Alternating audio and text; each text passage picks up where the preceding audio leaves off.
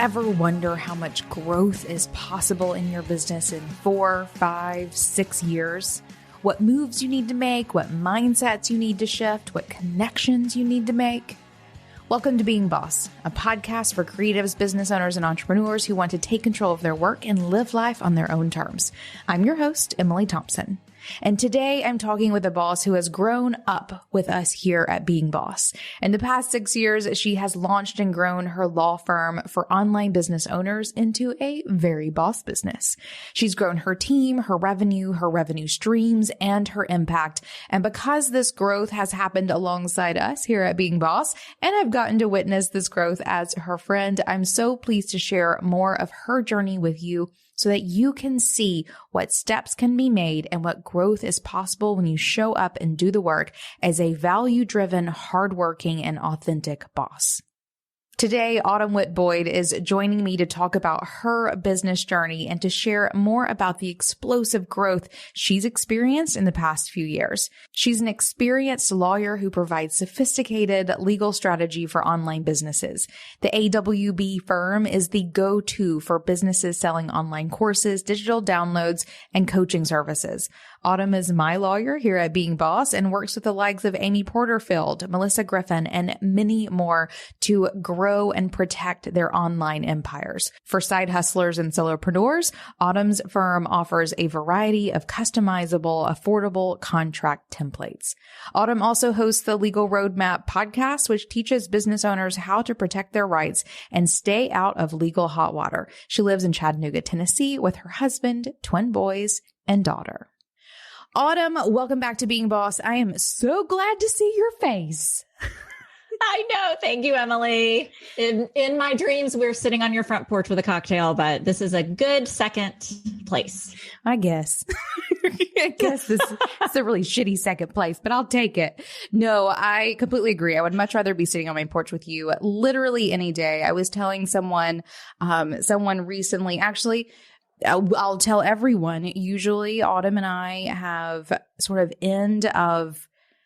beginning of holiday break drinks. That's like been our little tradition over the past couple of years. And so always on our last day of work, before we take off for the holidays, we get together. We've done brunch, we've done lunch, we've done dinner, we've done drinks. Like we get together and like have a last hoorah, our last like business lunch or whatever before the holiday break. And it's my favorite thing. We didn't get to do it this year. And I feel like that was like, of all the things in my life, Autumn, that's the thing that really hurt the most. I know. I miss not having that with you, but soon. And we're going to have so much lost time to make up for. I know. Poolside, hopefully. Oh, yes, for sure. Poolside with all the cocktails and totally breathing each other's air. That's what I desire most.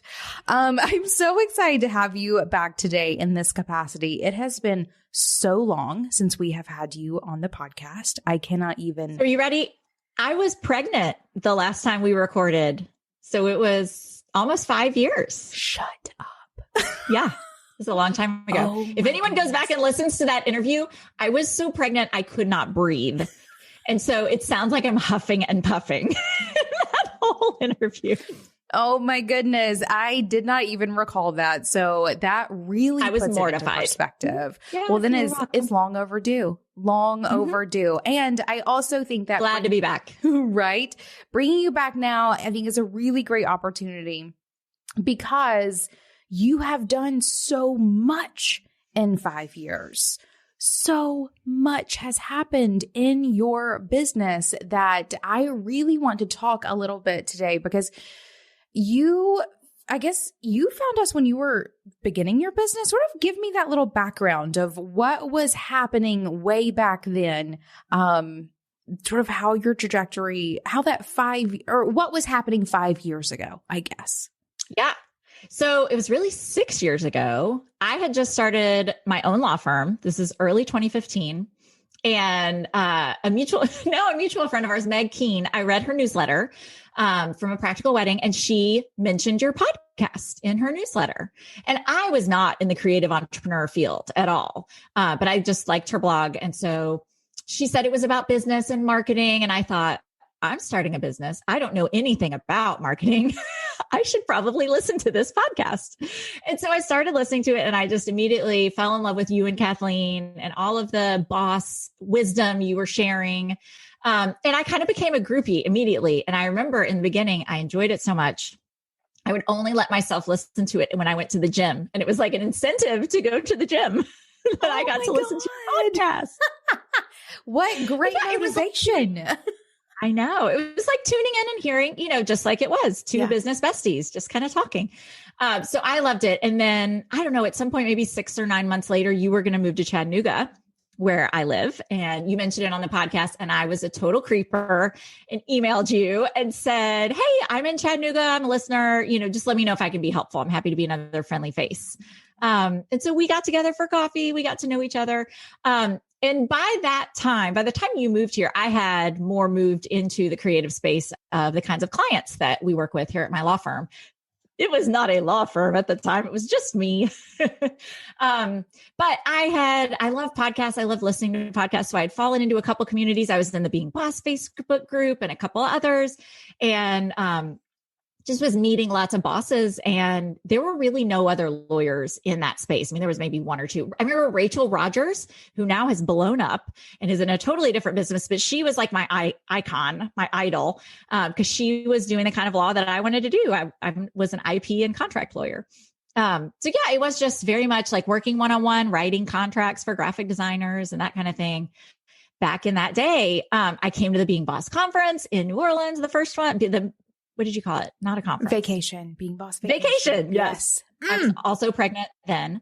So had a baby, made my first hire when I had Vivian, because I knew I didn't want to be checking email on my maternity leave. And we've just kind of grown bit by bit over the last 5 years. We're now 3 attorneys. I have a full-time marketing person, a part-time paralegal, part-time business manager, and then we're hiring an executive assistant. Hopefully by the time this airs, maybe we'll have found the person. Right. We've really grown. So I'm happy to talk about that.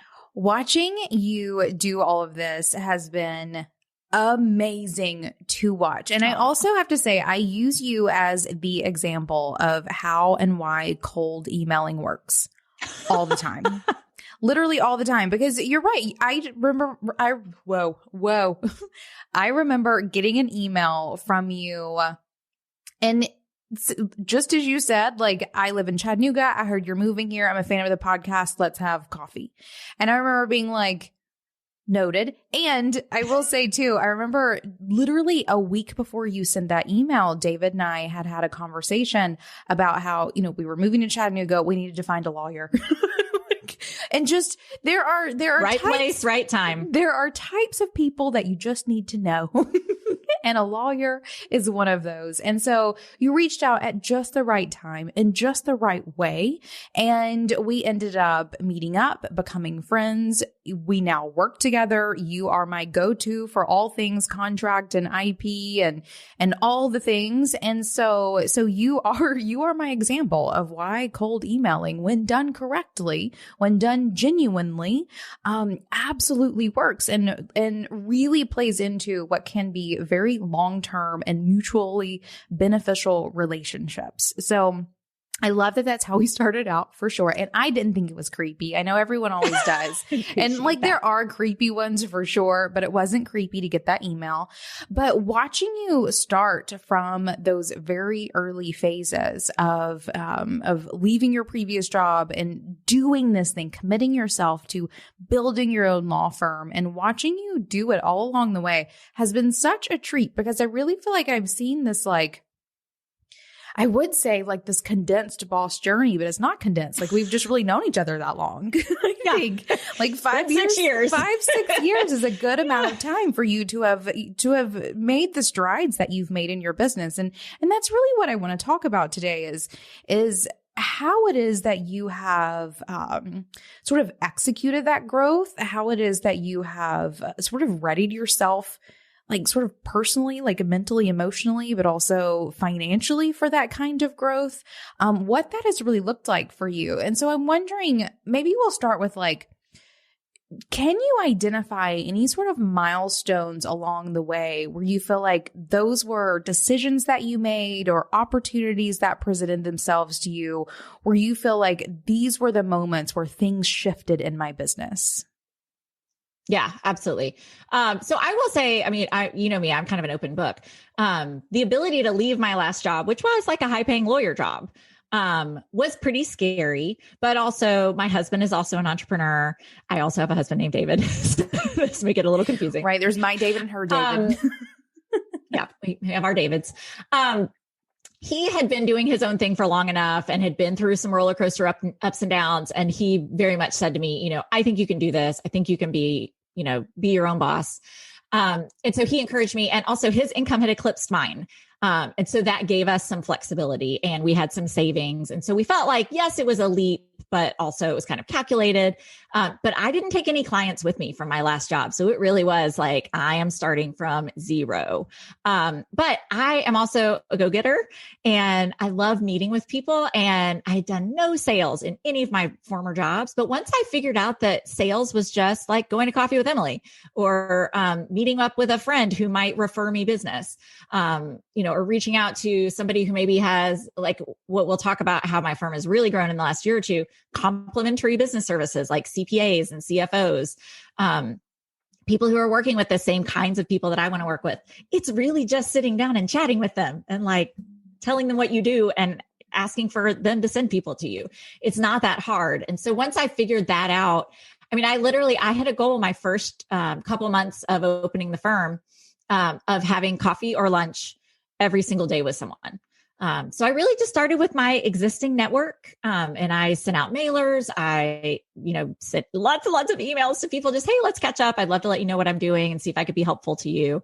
So that was the big way. And then, finding these online communities, and then figuring out, because I when I started my law firm, I thought that I would be a startup lawyer, because here in Chattanooga, we have a big startup scene. I was an IP lawyer, and I thought, oh, I could be so valuable and really helpful to all these startups. Well, it turns out they don't have any money. They are not really looking for lawyers in the beginning. And there's all these law firms in town who basically do free legal work for startups, because they know, 1 out of 10 or 1 out of 50 is going to hit, and then they'll get a good client out of it. So that didn't work. But finding the online communities, it really was a blue ocean. It still is very much a blue ocean. Kind of finding that niche, and then it becomes, you do a good job for one person and they tell their friend. It was very organic that way. And then there were some times when I figured out like my pricing was wrong. We had to kind of fix some things and some up leveling, and it was not all sunshine and roses for sure. Right. No, it never is. Everyone know that right now. Occasionally it will be sunshine and roses, but for the most part, it definitely is not. I do want to say just a couple of notes here. One is that you do have the most fantastically full social calendar of anyone I've ever known. I'm always so impressed and a little jealous by it. I'm like, well, I want to have lunch every day too. Like I love that you put this sort of effort and intention into connecting yourselves with people in a way that feels so good and aligned for you, but that also gives you the results that you're looking for. And I will say too, again, like I literally never see our like calls or chats or like any of those things like that. Like there is a real relationship that you are building with these people. And that's the secret sauce there. Right. And so it does feel genuine. I know you feel genuine about it, but also from this side, it is as well. And it's funny, you were saying something like, you're just showing up and, asking for referrals and all this thing, but you're missing a really huge part of this. And that is that you're also really effing great at what you do. That helps. Right? Like there is that. Thank you for saying that. That big missing part of what you offer is so valuable, and you do it in such a way that brings so much value and assistance to your people, and your people being, creative business owners. Like you just have this like groundedness that we need as creatives, and you were really great at it. And so you sort of bundle all of those things up into who you are as an entrepreneur. And watching that work for you in all of the ways is just, you're sort of like a poster child. Aw. Well, thank you. I can say that. I'm going to talk about all my mistakes here in a minute. We'll get to those in a second. First, let's paint a great picture. Yes. But really, like, you show up so authentically. You are consistently giving. You're always open for advice. And then whenever you do work with people, it is full of value.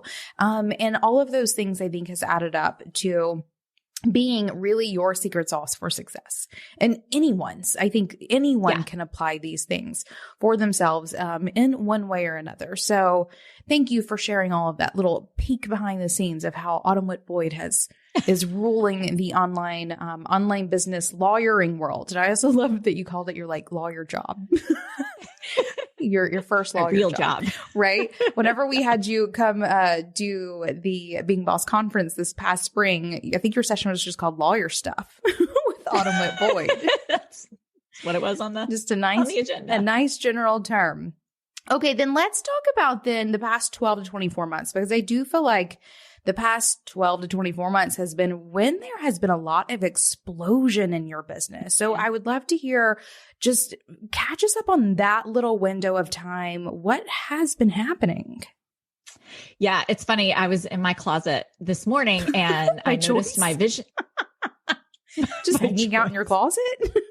Getting dressed. Okay, fine. Picking out the pink sweater I'm wearing. Perfect. But that's where I have my vision board hung. And so for the past couple of years, every year I've made a vision board. I did not make one for 2021 because I got to tell you, the 2020 vision is still going. There. So I took a look at it, and one of the things that I had like cut out from a magazine and put on there was it took off like a rocket ship. And I was like, wow, that is how 2020 really felt. I went into the year and we've been building slowly but surely. I've been talking about for years. We've had numerous conversations where I was like, I really want to work with larger businesses. I'm not sure how to connect with them. Like it has felt like a puzzle I couldn't crack. And I feel like last year's the year I finally cracked it, honestly. And some of that was pieces that I had put in place in 2018 and 2019 that finally, seeds that I had planted that finally bloomed. But we have finally gotten in those circles, and it's like any other, I hate to say it's like a clique, but it kind of is. If you do a good job for people, you treat them well, which we try to, they will send you their friends. And so it took a little bit, but we did some things. I hosted a big dinner in San Diego where I invited some of my clients and then asked them to invite friends that I thought would A, just enjoy the dinner and getting to be around people, but B, who I would love to work with.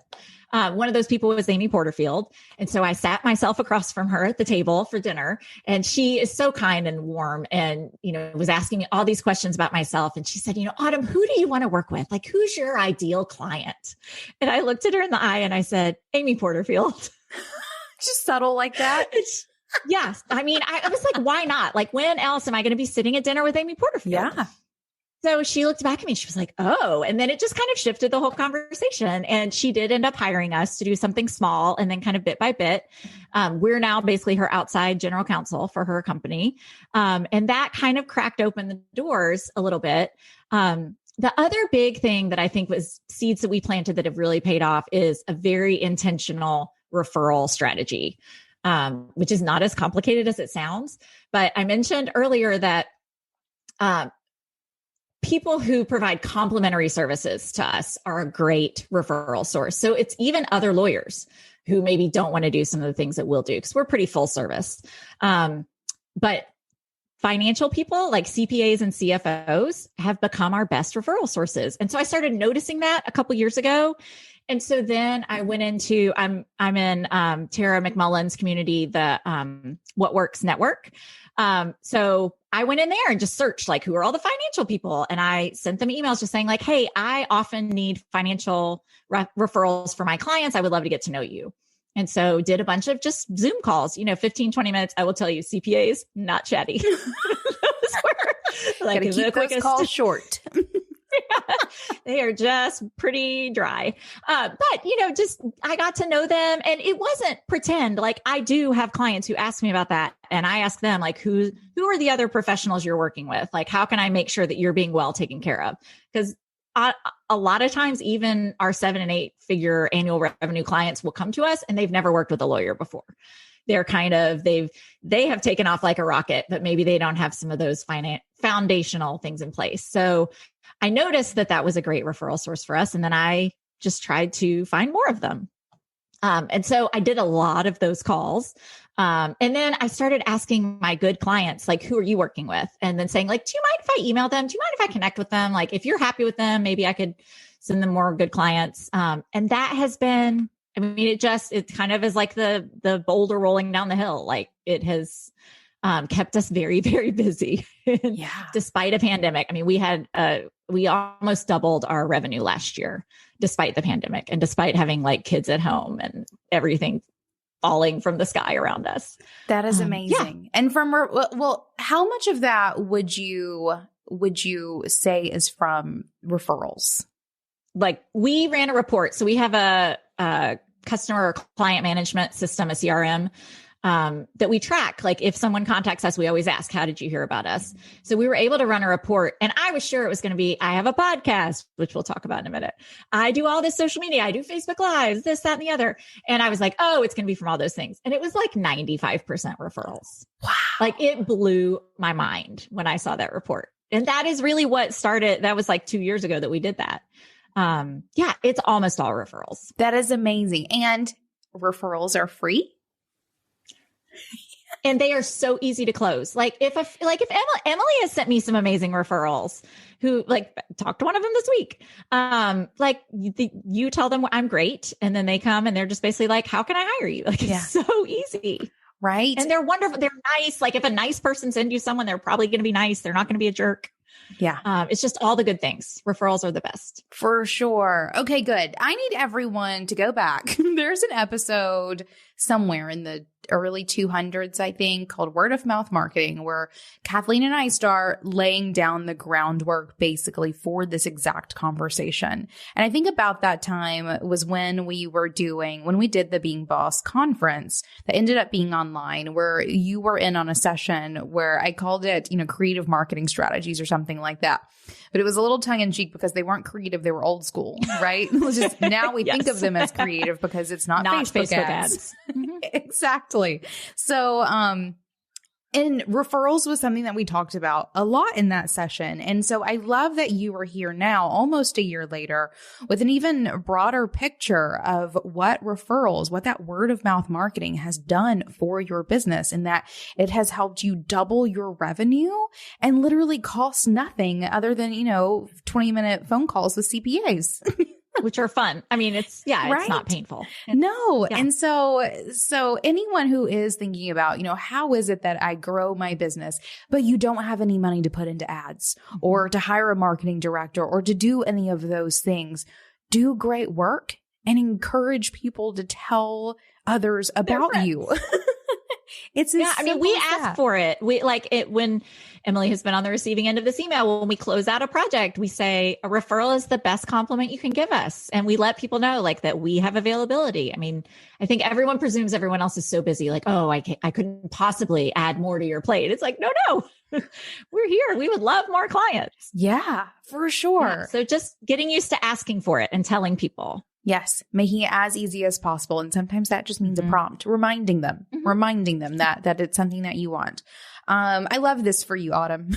I'm so impressed that so much of it is referral. It's considerably more than I was expecting as well. Mm-hmm.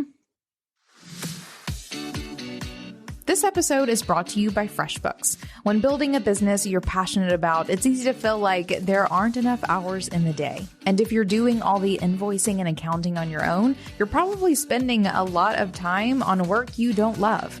FreshBooks is built for business owners like you. It's the all-in-one accounting software that saves entrepreneurs and freelancers up to 11 hours a week.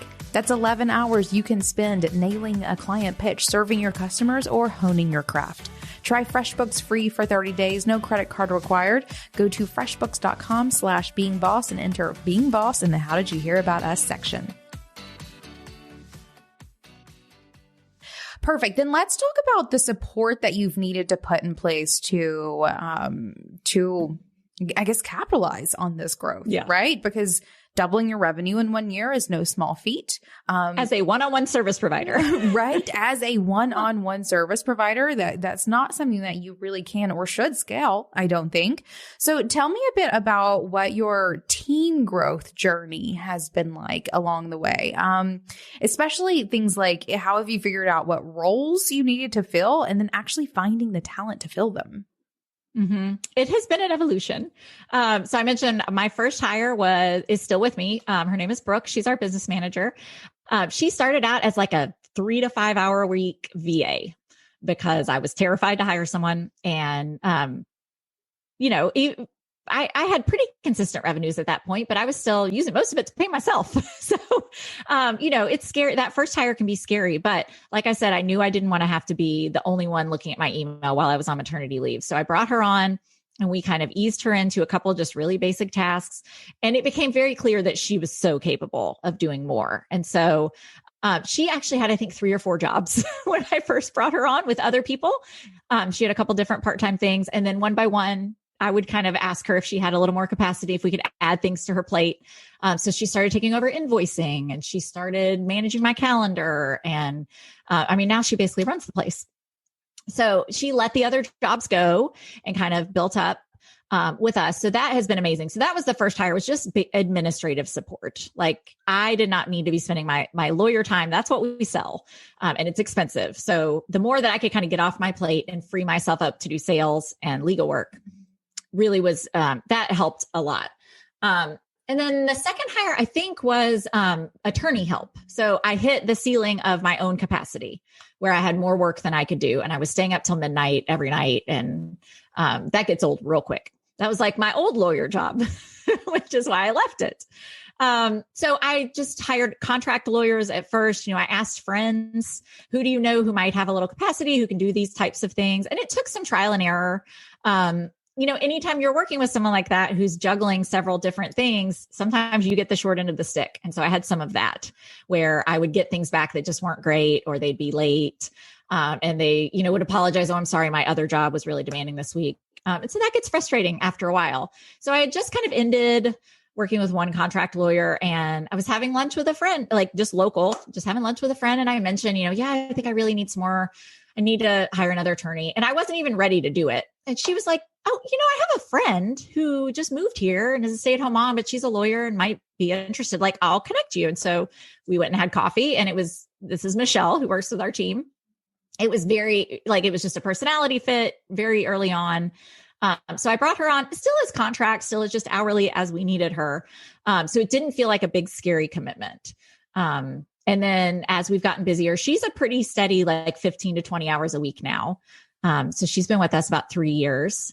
The next person I brought on was marketing help. So I was like, I had launched a podcast. I was doing the show notes and the emails and all the things that come with doing a podcast, and really feeling like I could use some help there. So that was the next hire. Again, I was like, will you just write the weekly emails, or will you just help with the show notes, and kind of just little bite-sized pieces. That is Sarah Kate, who is now our full-time marketing director.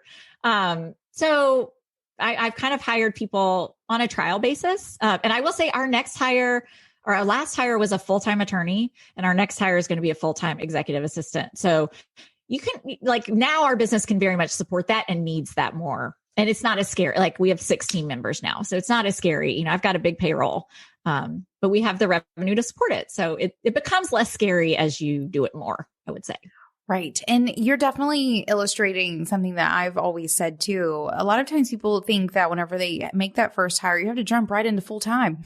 Right. Into full-time help. You definitely do not. You do not. You can start someone 3 to 5 hours a week just to do those couple of little things that you need to do. And I love that you've also illustrated here how or what it looks like to really prioritize your core genius. Like you even said that, you need someone to take care of emails and just sort of light work so that you could focus on the lawyering and the sales, those pieces where you are most valuable in your business. Yes. And that has helped you to just continue to scale time after time after time. How did it feel for you to hire out your core genius though? So you are the lawyer, you hired more lawyers. How did you do that? Well, I had the standard like, oh, I'm a special butterfly. Like no one can possibly do it like I can. And that is not true. But it took some training of me to let go of things. And then it also took some training of the clients that like, they're not going to get me every time. I had to change the way I sell so that now I'm selling the team and not just selling myself. So to set it up, like you are going to get really well taken care of no matter who on our team you touch. And that probably will not be me all the time. And so, just being really open and honest about that so people know what they're getting. And then, once you start getting some time back, it gets a lot easier. Yes. And with our most recent hire, so Michelle was a big law firm partner. She had a real lawyer job too before she came to work for me. She was a law firm partner. Like she was ready to hit the ground running. Like she didn't need any training. She needed to kind of learn. I've kind of been training her in some intellectual property stuff and she didn't know anything about online business. So I joked, I made her listen to a bunch of podcast episodes about like online marketing just so she could kind of learn how it works. Nice. But she was pretty much ready to hit the ground running. Our latest hire was more of a junior attorney. And so I've been spending more time really training her in how I want things done, how I write a contract, how I conduct a client call, like all of that. But it's been really fun. I've really enjoyed it. And she's now kind of like her name's Shantae. She's in New York. But she's kind of my right-hand person. Like she's on all the calls with me. I think she was on a call with us not long ago. Yeah. Yeah. And so I'm still reviewing all of her work. But she is like whip smart and learning and picking everything up really quickly. So I know that's kind of a short-term investment that will pay off when I kind of let her fly free, which she's probably ready to fly free. And I'm just kind of a little nervous still, but I write in my journal every morning, I'm becoming a leader.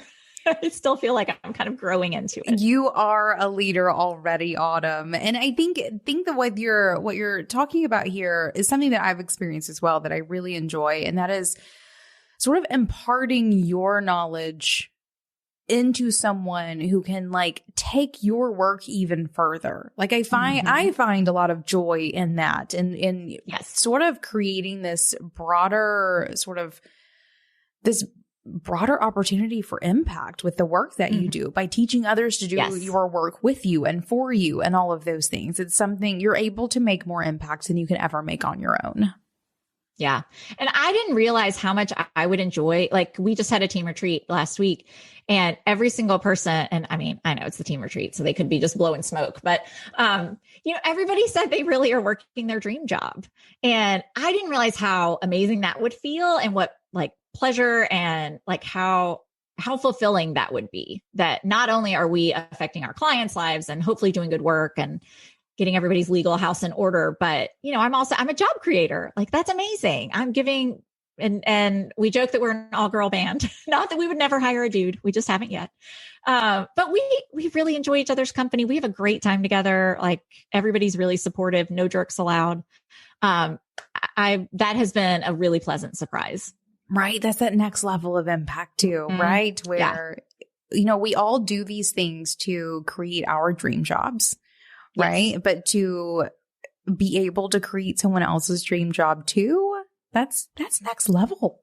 It's pretty awesome. Oh, I love this. Okay, perfect. I want to talk about this marketing hire because this, like a full-time marketing person, that's legit. I know. And one of those where I could see, you hiring a lawyer, you can see really an immediate return on investment, right? Like that hire I'm paying them X, I'm charging them out at Y. Like there's a profit margin there. For sure. Marketing, it's a little less black and white.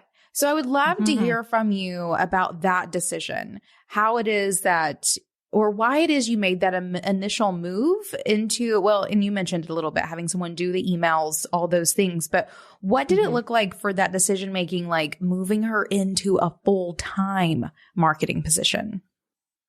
Yeah. Well, we have a second side of our business that I've not mentioned, which is we sell contract templates. So it's a digital product. And it really is almost like having two separate businesses, the law firm and the digital products. There's a lot of overlap with customers, less so as we've started working with larger businesses on the law firm side, but still a fair amount of overlap. And they are customizable. They are very affordable. They are a really good fit if your business is like 0 to even really like $500,000 annual revenue. I think the contract templates are your first stop for legal. And so I've sold them for 5 years and they've never really taken off because I've never really been able to give them that much attention, because running a one-on-one service business and having really high standards, which we do, I mean, that's where my attention goes. That's where I spend my time. So in the past, we've had a summer slowdown and I've like tried to do some marketing things. I realized about a year and a half ago, I'm not a natural marketer. Like I'm pretty good at sales. I'm not that great at copy. It's a skill set. It's not one that I've developed and it doesn't come naturally to me. And I really like to capitalize on my strengths. And Sarah Kate has really grown in the couple years she's worked for me. So was kind of like Brooke. She had a bunch of different clients that she worked with, that she was kind of juggling. And so some months I would have more of her time. Some months I'd have less of her time, depending on what we had going on and what she had going on. So I had actually brought in someone else from outside, to be an integrator, I guess, like a marketing. I wanted like a marketing manager. I wanted someone who could do strategy and implementation. Sarah Kate had not really been doing the strategy. She was just doing kind of the day-to-day. So I brought in this other person and it did not work out. It was just kind of a mess. And around that same time, I think, and I haven't asked Sarah Kate this, but I think she kind of saw that. And this other person was expensive, not full-time employee expensive, but like expensive. And I think Sarah Kate kind of realized that she had some skills and could demand a higher rate. So she actually came to me and said, I think I want to start a marketing agency. And I was like, okay, interesting. So she kind of had some ideas and she gave me some pricing and she was going to hire some people to work under her. And I just honestly wasn't that thrilled with the idea of like having more layers of people, and still like, just wasn't sure. I hadn't seen the strategy from her. And so I basically said, like, I don't think this is a great fit for us right now. If you need to go do it on your own, that's fine. No hard feelings. But then as we kind of kept talking and, she was still working with us, I kind of looked at her and I was like, what if you just work for us? Like, if you want to make more money and you want to have like more control, like, I think I could use you full time. I think if you were focused here full time, we could really take the contract templates. I mean, I think it could be $1 million business. If we had the time and energy to put into it. And so I offered that to her and she said yes. So she started full-time in December and man, she's incredible. She has really, really showed up and put together a brilliant marketing plan.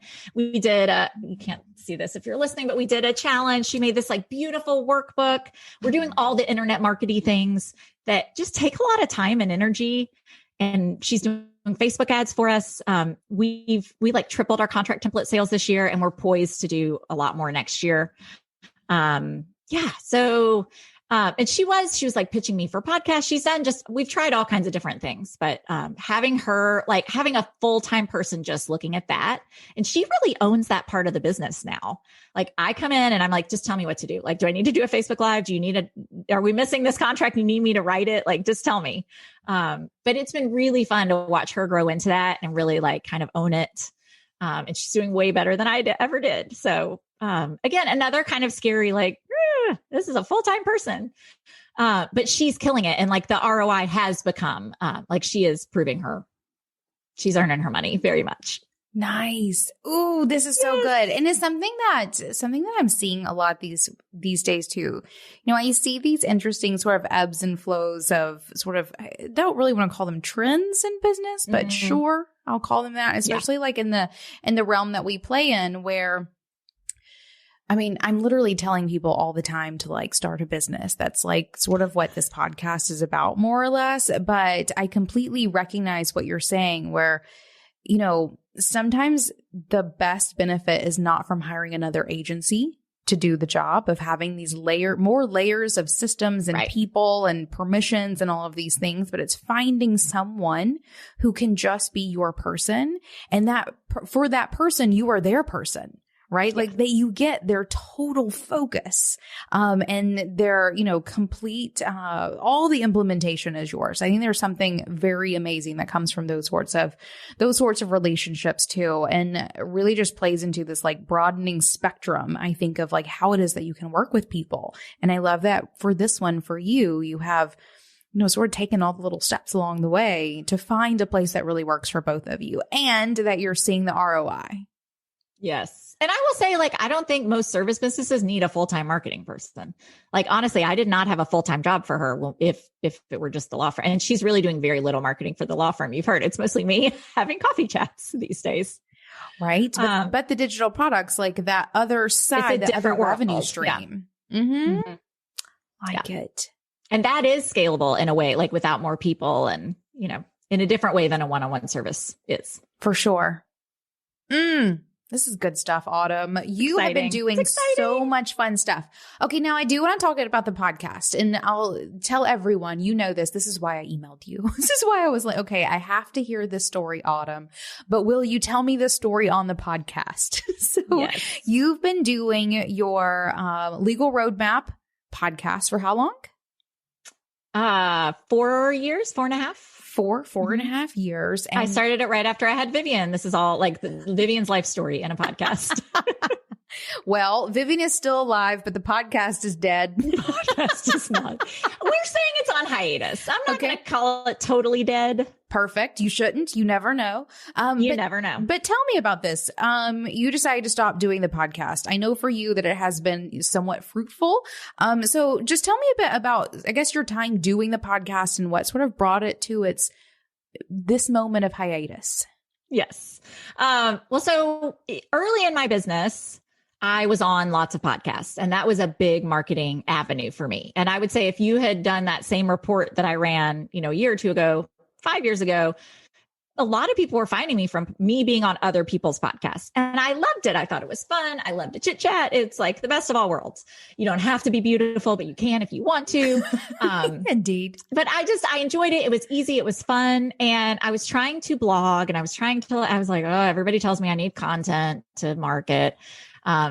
And as a lawyer, like, we want to get things exactly right. And so anytime I would write a blog post, it would take me like all day. It was just this huge gargantuan undertaking because I would have to do research and like make sure it was exactly right. But going on a podcast was just fun and very easy. And I had started doing a little bit of video also, and I enjoyed that. And so I was like, I think rather than blogging, I could just have a podcast.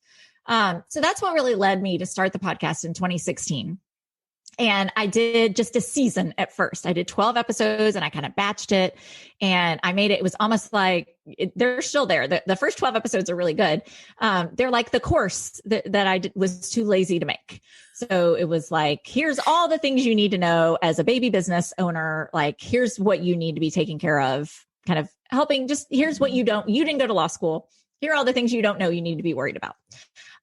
So I did the first season, got really positive feedback. I enjoyed it. So I decided to keep going. I think I took, a couple months in between. So the first couple of years I did seasons where we could kind of batch it, and it was like a lot of work, but in a short amount of time. Then I did some interviews. It went in different directions. There was a time when I was trying to use the podcast to up-level our clients. If you listen to like kind of some of the middle episodes, it's a lot about like selling a business and like bringing in partners and some of the more like advanced legal topics. But what I found when we looked at stats was, most of our listeners were very early in their business journey. And so those kinds of episodes weren't that appealing to them. So we got more strategic after Sarah Kate and the other marketing person I worked with. We did more of an intentional marketing, content calendar, and we tried to tie it to promotions and this, that, and the other. And then the pandemic hit, and, I'm sure anyone who is a podcaster saw their stats just kind of go in the toilet. Like, what's swirling down? Watch it happen. Maybe not you. No, I did. Maybe totally not. did. Well, and my podcast was always very, very niche. I mean, legal for online business owners. It was a pretty small following anyway. But yeah, we just weren't seeing any growth or really much traction. And when I was looking at where people were coming from, it was not the podcast. It was still an amazing resource. People loved it. But towards the end of last year, I felt like I was repeating myself. Like, oh, I've kind of said all I have to say. So especially for our audience, like it was an audience that was not necessarily growing with us. We were getting new people who were still at that beginning business level, but I was like, legal for a new business is not that complicated. Like there's just not that much to say. And it was taking a lot of my time and energy to plan out the episodes. Sometimes we did some things about Facebook ads and FTC regulations, some things that were a little meatier that I would spend a day researching to make sure I got it right. So it was a lot of the team's time. It was some expense because we hired the editing out. And when I sat down with Sarah Kate and I was kind of like, tell me what 2021 looks like for marketing. She was like, how do you feel about the podcast? And I had been feeling a time crunch anyway, just pandemic, not as much childcare, trying to serve the influx of clients we've had really well. The podcast was on my calendar, like it had to go out. So I always prioritized it. But I was kind of like, if I stopped doing it, I think it would be okay. And so we like sat with that for a couple months and like tried to, we kept doing it, trying to see. And then, we decided to close it out. And so I recorded the last episode in December and I was sure I was going to cry and just be really emotional. And I really wasn't. It felt like, okay, this is time. This is like the end of a chapter, not necessarily the end of the whole book, but we have felt good about it. So, and people are still finding it. Like people still will message me like, oh, your podcast in it. I'm like 170 episodes, like go to town. There's a lot of content there. Right. But right now I'm not making any more. No. That was a long way of saying, I just felt like it was time. Well, and it doesn't sound like it just felt like it. It sounds like the numbers were showing you. Data. Right? That it was absolutely time for you to, that if you were feeling this, that there was sort of support there, real support there to, that gave you permission to just sort of leave it behind. Is there anything that was like the straw that broke the camel's back? Like, was it having Sarah Kate sort of confirm your suspicions or, sort of seeing the data, or was it that feeling that you had nothing left to say? Was it anything in particular that was sort of it, or was it just a culmination of all those things? I think a big part of it was, I really, and I'll be open and honest about this, I really struggled with some depression and anxiety over the summer. With COVID, with no childcare, the kids at home, trying to run a law firm, and we were booming busy. And so I was working like a crazy person, not feeling great. And so I started seeing a counselor and then also hired some business coaches because I was like, I feel like I have a tiger by the tail. And this is like, we can't sustain this. I've got to, put some things in place so that we have more sustainable growth. Because we just kind of were saying yes to everything because that's what you do when you're scared that there will never be another client. But so like all of that, I was hearing the same. And so I was talking to a counselor about not feeling like I was present at home and working too much and I was kind of saying the same things with the business coaches and like, how can we kind of even out our client flow? And so both of them were kind of saying like, let's look at your calendar and where are you spending your time? And, there was just this huge chunk, like almost all day on a lot of Wednesdays that I would have blocked out for the podcast. And they were like, okay, let's look at that. Like, what is the ROI on that? And what do you and so it was kind of all of that together where it was just like, I was hearing from a lot of different sources that if my goal is to spend more time at home and be more present and provide really amazing value to fewer clients, but at a higher level, like all of these things kind of converged in the same direction. And they were all kind of like, you have a limited amount of time and this is a very time intensive thing. So it just, those were kind of the forces. And then again, looking at the numbers, it all just reinforced, like nothing was going the opposite direction. I wasn't like, oh, but this is my favorite part of the week. Like I enjoyed it, but it wasn't something that I was devastated to lose either. So all of those things. What do you feel you have gained back since stopping the podcast? Since stopping the podcast, it does feel like a little bit of a relief, like not to have that whole day in the middle of the week kind of hemmed in. It's made scheduling easier for client calls. I have a real goal this year to leave the office at 5:30. Most days, not every day, but most days. I would often last year get to the end of the day and I would have like, 8 client calls and 3 team meeting calls, and then throw the podcast in there too. And so at 5 o'clock, I would have been working all day, but not felt like I got anything accomplished. And so then I have to like look at my email and, I need to review this contract and this, that, and the other. So that's when I was working until, late into the evening. And so now I feel like I have better boundaries around my time where I now have blocked off in the afternoon, like client work time. So yeah, I do feel like I have I have my arms around my time a little bit more. Nice. Well, congratulations. I'm not saying anyone who wants to start a podcast, don't do it. I have 2 good friends who are starting podcasts this year. I'm like, don't listen to me.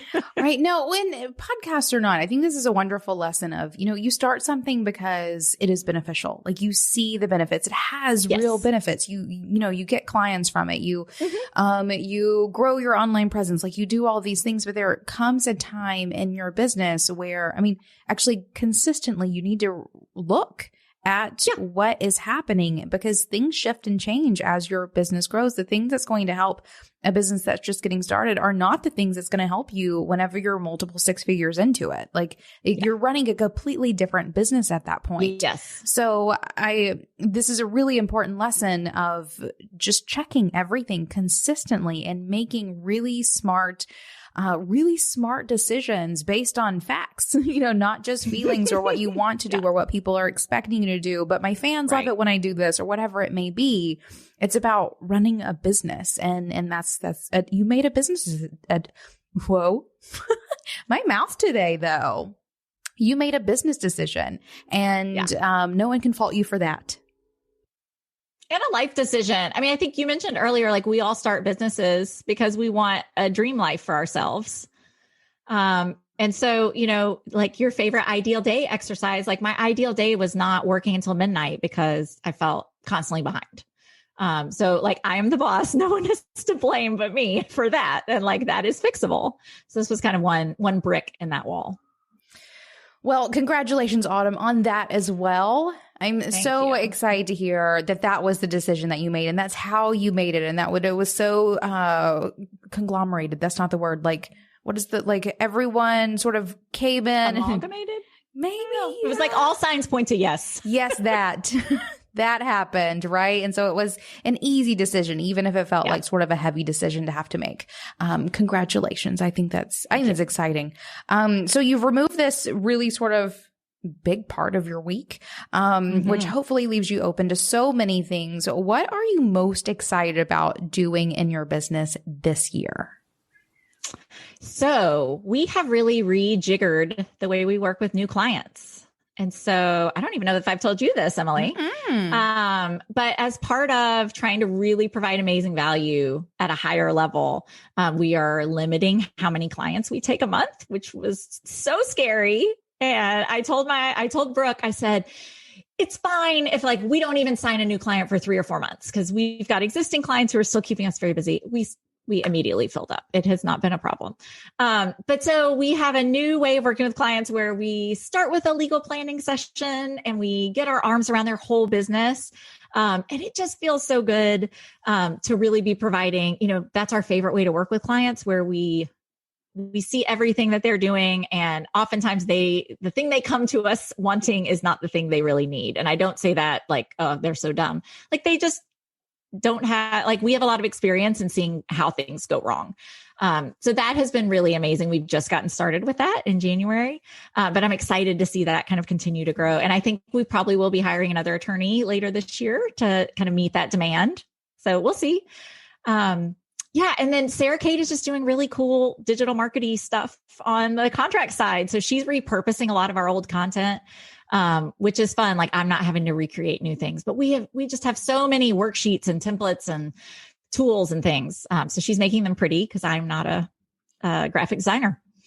So she's kind of bundling them up in new ways and coming up with really great ideas to help newer business owners who it doesn't make sense for their business to hire us one-on-one. And I'm getting more comfortable saying that to people and not feeling badly about it, but saying we have tons of resources for you too. So I'm excited about all of that. Congrats. Congrats on like continuing to grow. Actually, congrats on all the growth that you've seen thus far. And then these plans for the new year sound super exciting. Yeah. I look forward to seeing how it all ends up rolling out. You'll be the first to know.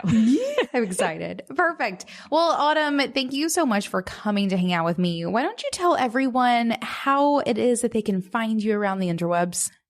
Yes. So our website is the hub, awbfirm.com. That's where you can find our contract templates and more about our team and what we do. And then on all the social media, I'm just Autumn Witt Boyd. So you can find me. Instagram and Facebook are where I hang out the most. Perfect. And final question for you, Autumn. What's making you feel most boss? So right now, I have to say, every morning I'm getting up and filling my Dolly Parton mug of coffee. And it says Cup of Ambition.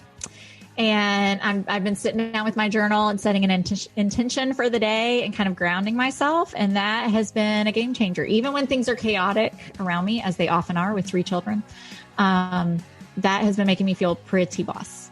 Oh, I love this. Autumn, it's so fun to catch up with you. Thank you for coming to hang out with me. Yes, thank you for inviting me. What a treat to catch up with Autumn. And I love that our boss friendship goes alongside the launching and growing of both of our businesses and that we get to share this journey together. And know that if you are on the hunt for a business bestie of your own, this is the stuff that the Being Boss community is made of. Together, there's a whole brood of business bosses gathering for Monday meetups to share wins and challenges, a book club for diving deep into business books and share experiences with each other, and a whole community platform for you to connect with other creatives like yourself, ask questions, and find just the tips you need to grow. It's a place filled with folks that you can share your business journey with too. You can learn more and join in by going to beingboss.club/community. And until next time, do the work. Be boss. Yeah.